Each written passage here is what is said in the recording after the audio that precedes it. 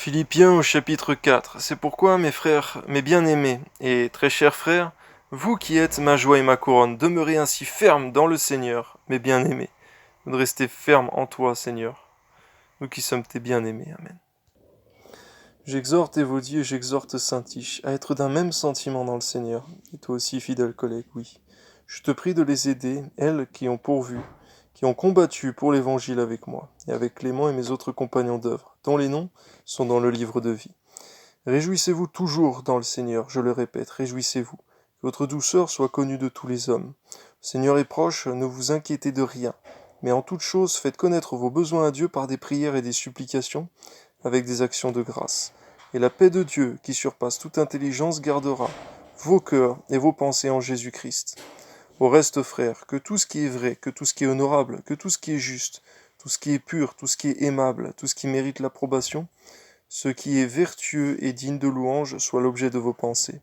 Ce que vous avez appris, reçu et entendu de moi, et ce que vous avez vu en moi, pratiquez-le. Et le Dieu de paix sera avec vous. J'ai éprouvé une grande joie dans le Seigneur de ce que vous avez pu enfin renouveler l'expression de vos sentiments pour moi. Vous y pensiez bien, mais l'occasion vous manquait. Ce n'est pas en vue de mes besoins que je dis cela, car j'ai appris à être content dans l'état où je me trouve. Je sais vivre dans l'humiliation, et je sais vivre dans l'abondance.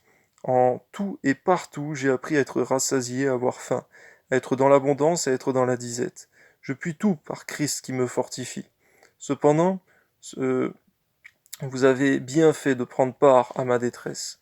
Vous le savez vous-même, Philippiens, au commencement de la prédication de l'Évangile, lorsque je partis de la Macédoine, aucune église n'entra en compte avec moi pour ce qu'elle donnait et recevait. Vous fûtes les seuls à le faire, car vous m'envoyâtes déjà à Thessalonique et à 2 reprises de quoi pourvoir à mes besoins.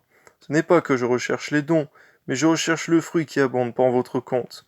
J'ai tout reçu et je suis dans l'abondance. J'ai été comblé de vos biens, comblé de biens en recevant par Épaphrodite ce qui vient de vous comme un parfum de bonne odeur, un sacrifice que Dieu accepte et qui lui est agréable. Et mon Dieu pourvoira tous vos besoins selon sa richesse, avec gloire en Jésus-Christ. À notre Dieu et Père soit la gloire au siècle des siècles. Amen. Saluez tous les saints en Jésus-Christ. Les frères qui sont avec moi vous saluent. Tous les saints vous saluent, et principalement ceux de la maison de César. Que la grâce du Seigneur Jésus-Christ soit avec vous tous. Amen.